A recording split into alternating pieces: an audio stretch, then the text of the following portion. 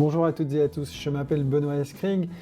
Je voudrais aujourd'hui vous proposer quelques éléments de réflexion par rapport à un sujet qui revient régulièrement, qui traite des formations du futur, comment améliorer, comment faire évoluer nos formations. Un sujet qu'on va appeler aujourd'hui innovation en matière de formation. Quelles questions et quels enjeux trouve-t-on à l'heure actuelle dans l'enseignement supérieur? Ils sont de différentes natures. Vous avez la question du numérique et des réseaux sociaux dans l'enseignement, la question de l'enseignement à distance par rapport à l'enseignement en présence, la complexité des situations de travail auxquelles se confrontent nos étudiants à la sortie de la formation, la question de la pédagogie, bien évidemment. L'évolution du métier d'enseignant-chercheur. Ça, c'est quelque chose aussi qui peut nous aider à penser l'évolution de nos formations, l'évolution de la société et de ses besoins, l'évolution des étudiants et de leurs aspirations. Tout cela constitue un certain nombre de points qu'il est nécessaire d'envisager lorsque l'on pense le futur de nos formations. L'idée à ce moment-là, la question que l'on peut se poser est la suivante: comment gérer cette complexité d'un point de vue d'un étudiant, d'un enseignant, d'un établissement ou vis-à-vis de l'enseignement supérieur? Et s'il s'agit de traiter ces différents sujets, quelles questions traiter en premier et quel chemin prendre finalement?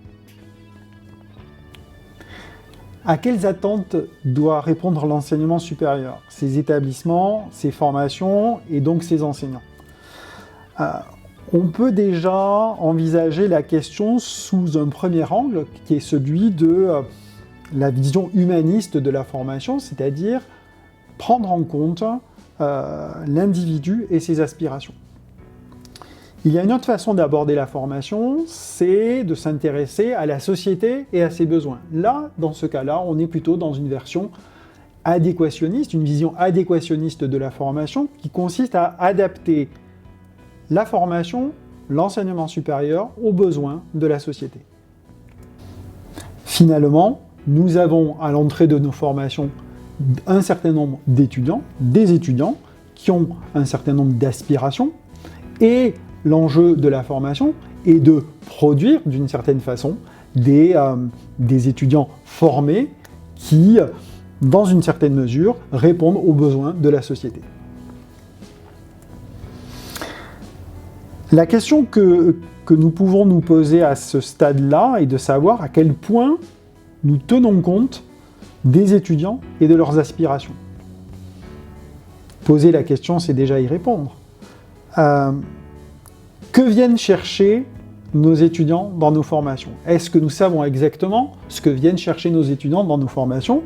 Est-ce qu'ils viennent chercher un diplôme ou est-ce qu'ils viennent chercher des compétences? Une réussite ou un apprentissage? À quoi les étudiants attribuent-ils de la valeur à l'heure actuelle? Qu'est-ce qu'ils trouvent intéressant, utile, important? Quel est le rapport des étudiants au travail? Est-ce que c'est pour eux une source de revenus ou une source d'accomplissement? Et finalement, quel est le rapport au savoir qu'entretiennent nos étudiants?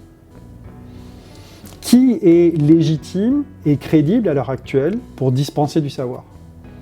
L'université ou Internet?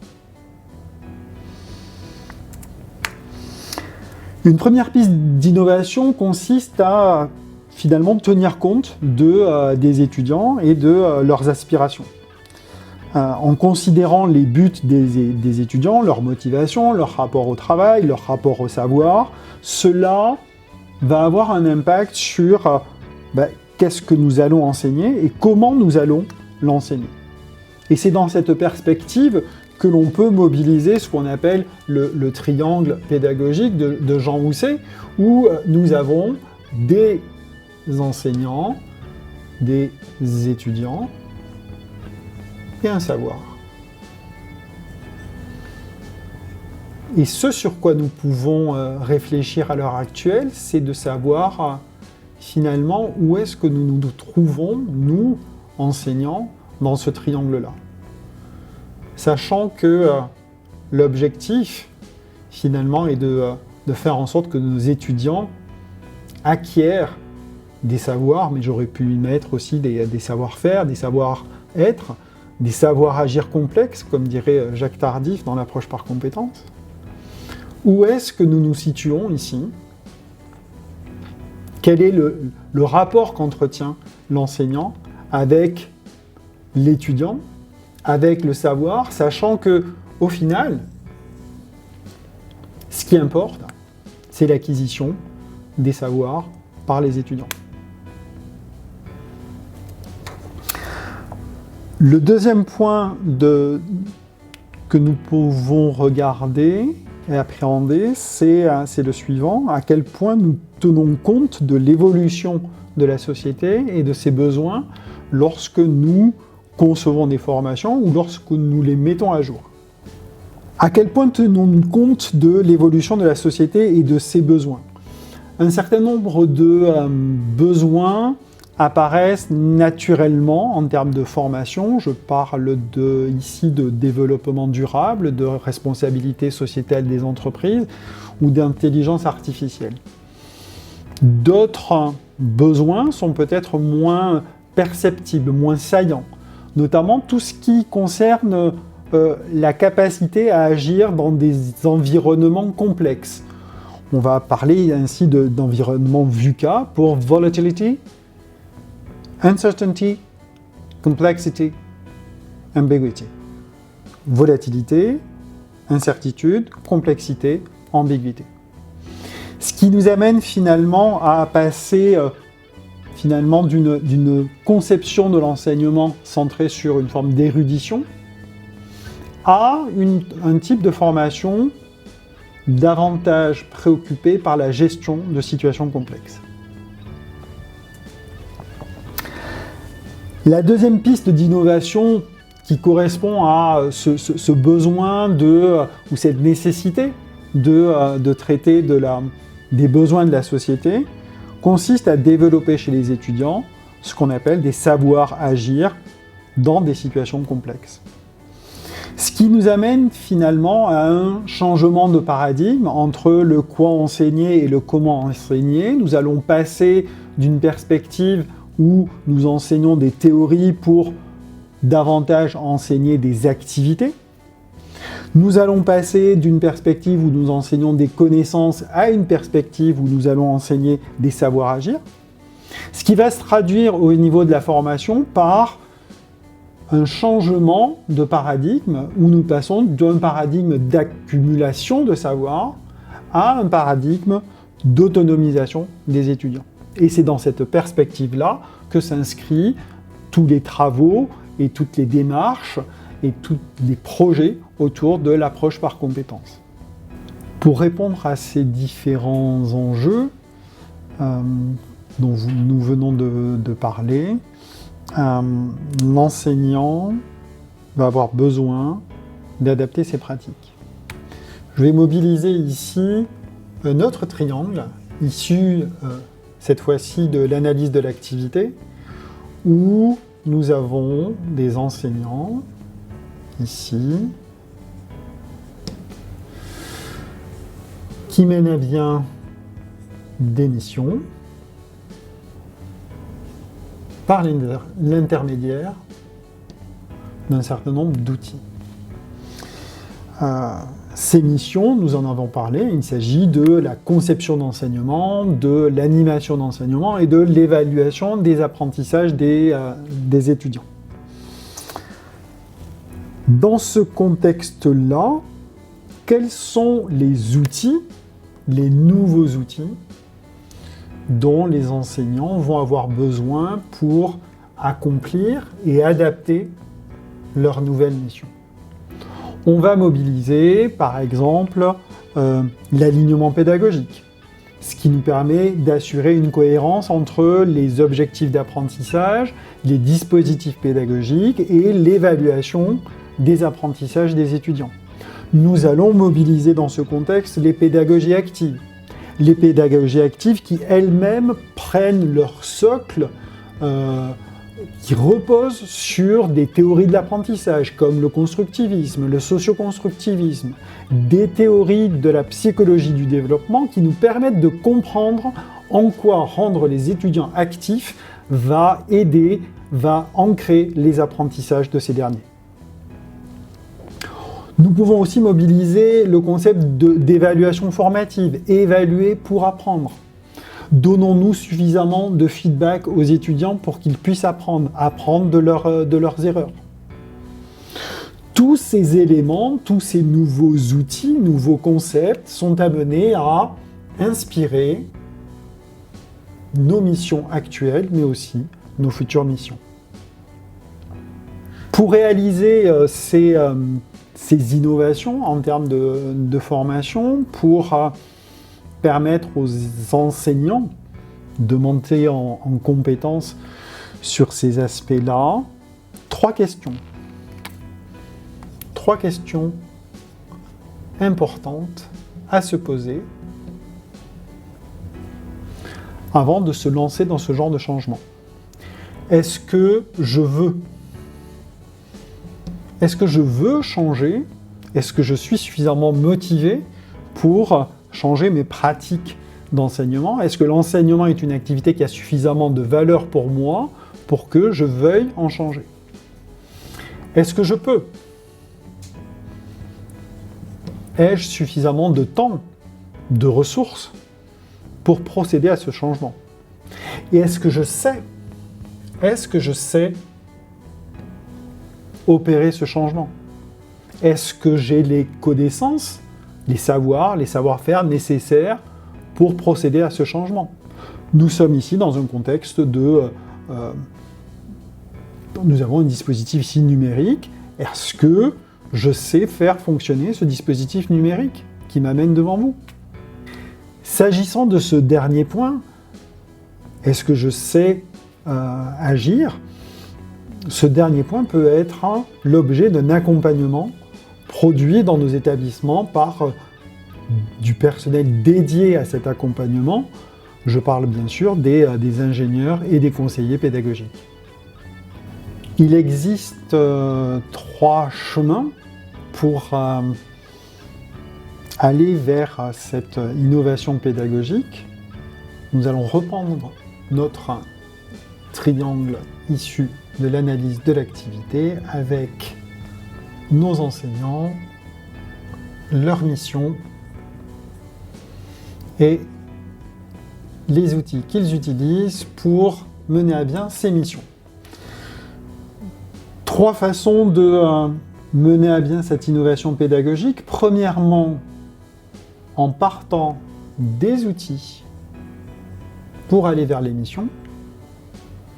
C'est le cas par exemple lorsque nous utilisons de nouveaux outils numériques. Nous allons utiliser d'abord des capsules vidéo pour faire nos enseignements. Nous prenons cette question-là par l'intermédiaire des outils. Lorsque nous allons, une autre façon de faire de l'innovation pédagogique, toujours par le biais des outils, c'est traiter nos missions par le biais de nouveaux concepts pédagogiques. Traiter, premièrement, de l'alignement pédagogique, s'intéresser à la rédaction des objectifs d'apprentissage. Mais il y a une autre façon d'appréhender cette innovation pédagogique, c'est de l'appréhender par l'intermédiaire des missions. Et ces missions-là vont être outillées par de nouveaux outils. Je pense par exemple à la conception d'enseignement. Lorsque l'on pense conception d'enseignement, quels outils nous allons utiliser pour mener à bien cette mission de conception d'enseignement. La question de l'innovation pédagogique, ce n'est pas une question qui va intéresser un enseignant ou une enseignante tout seul dans son coin. C'est une question, je dirais, systémique, qui appelle un traitement systémique de cette question-là. Pour cela, recours aussi à un autre triangle, un peu plus compliqué celui-là, issu toujours de l'analyse de l'activité. L'idée, c'est de se dire, ici, nos enseignants mettent à jour leur mission par l'intermédiaire d'un certain nombre d'outils. Ça, c'est le sujet dont nous venons de parler. D'autres questions entrent en jeu. La question du collectif.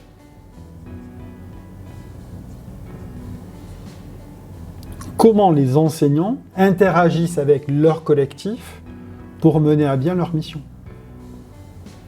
Dans ce contexte-là, de nouvelles règles apparaissent, de nouvelles habitudes, de nouvelles façons de fonctionner. La mise en œuvre de nouvelles missions via de nouveaux outils va changer la façon dont l'enseignant va fonctionner avec son collectif. Et cela va aussi amener à une nouvelle répartition du travail. Dans ce contexte-là, qui fait quoi dans cette nouvelle façon d'enseigner? Cela appelle à un traitement systémique de la gestion de l'innovation pédagogique dans les différents établissements. Nous ne sommes plus dans la question isolée de l'enseignant face à ses missions utilisant un certain nombre d'outils, mais dans une gestion collective et systémique.